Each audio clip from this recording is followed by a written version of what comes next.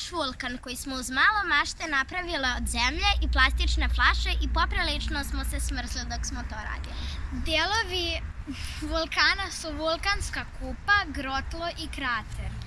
Vulkanska kupa je ovo uzvišenje vulkana.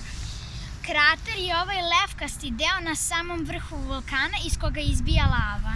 A grotlo je ovo udubljenje, odnosno sama srž vulkana kroz koje prolazi lava i izbija na površinu vulkana. Sada ćemo pokušati da napravimo erupciju vulkana. Odnosno pokazat ćemo vam kako vulkan izbacuje svoju lavu. Za to nam je potrebno soda bikarbona i jaleva paprika koju smo pomiješali ovde. I potrebno nam je malo sirća koje je ovde.